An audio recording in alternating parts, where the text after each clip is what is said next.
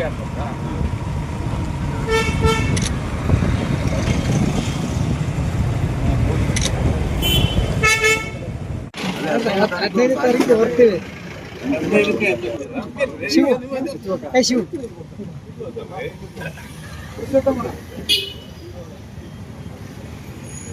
ಇಲ್ಲ ಹೊಟ್ಟೆಯಿಂದ ಬಂದ್ರೆ ಸಾಕು.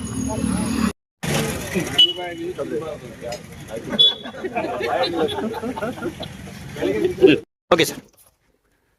ಒಂದು ಒಳ್ಳೆ ಉದ್ದೇಶ ಇಟ್ಕೊಂಡು ರೈತ ಸಂಘದ ನಮ್ಮ ದಿನೇಶ್ ಶಿರ್ವಾಳ್ ಅವರ ನೇತೃತ್ವದ ರೈತ ಸಂಘ ಕೈಗೆತ್ತಿಕೊಂಡಿದೆ. ಇದರಲ್ಲಿ ರಾಷ್ಟ್ರ ಮಟ್ಟದ ಎಲ್ಲ ಪರಿಸರವಾದಿಗಳು ಬಂದು ಭಾಗವಹಿಸುತ್ತಿರುವುದು ಅತ್ಯಂತ ಸಂತೋಷದಾಯಕ ವಿಷಯ. ಎಲ್ಲಾ ರಾಜಕೀಯ ಪಕ್ಷಗಳು ಪಕ್ಷಪಾತಿ ಮೀರಿದಂತ ಬೆಂಬಲವನ್ನ ಈ ಹೋರಾಟ ಕೊಡಬೇಕು. ಈ ಪಂಪ್ ಸ್ಟೋರೇಜ್ ಯೋಜನೆ ಅಂತಕ್ಕಂಥದ್ದೇ ಒಂದು ಅವೈಜ್ಞಾನಿಕ. ಇಲಾಖೆಯವರ ಹತ್ರ ಯಾವುದೇ ಸರಿಯಾದ ಮಾಹಿತಿ ಇಲ್ಲ ಮತ್ತು ವಿದ್ಯುತ್ ಸಾಗಾಣಿಕೆ ಬಗ್ಗೆನೇ ಹೆಚ್ಚು ಭೂಮಿ ಹೋಗ್ತದೆ, ಅದ್ರ ಬಗ್ಗೆ ಯಾವ ಪ್ರಸ್ತಾಪ ಇಲ್ಲ.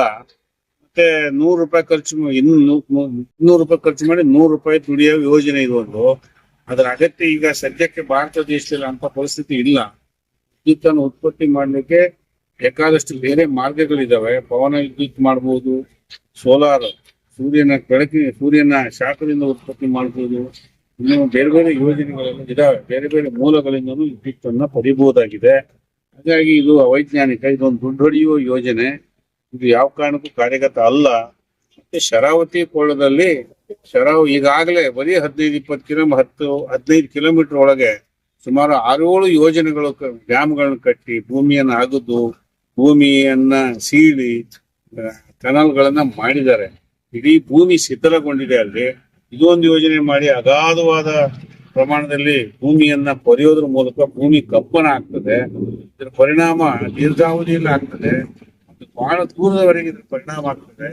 ಜಲಚರಗಳ ಮೇಲೆ ಆಗ್ತದೆ, ಪ್ರಾಣಿ ಪಕ್ಷಿಗಳ ಮೇಲೆ ಆಗ್ತದೆ, ಜೀವ ಜಂತುಗಳ ಮೇಲೆ ಇದ್ರ ಪರಿಣಾಮ ಆಗ್ತದೆ. ಆ ಕಾರಣಕ್ಕಾಗಿ ನಾನು ವೈಯಕ್ತಿಕವಾಗಿ ವಿರೋಧ ಮಾಡ್ತೇನೆ, ಪರಿಸರವಾದಿಗಳು ವಿರೋಧ ಮಾಡ್ತಿದ್ದಾರೆ. ಇದೆಲ್ಲಕ್ಕಿಂತ ಹೆಚ್ಚಾಗಿ ಈಗ ರೈತ ಸಂಘದವರು ಕೈಗೆತ್ತಿಕೊಂಡಿರ್ತಕ್ಕಂಥದ್ದು ಒಂದು ಒಳ್ಳೆ ಹೋರಾಟ ಇದೆ. ಈ ಹೋರಾಟವನ್ನು ಮುಂದುವರಿಸಬೇಕು ಅಂತ ಹೇಳಿ ವಿನಂತಿ ಮಾಡ್ತೇನೆ ಮತ್ತು ನಾನು ಕೂಡ ಬೆಂಬಲಿಸ್ತೇನೆ.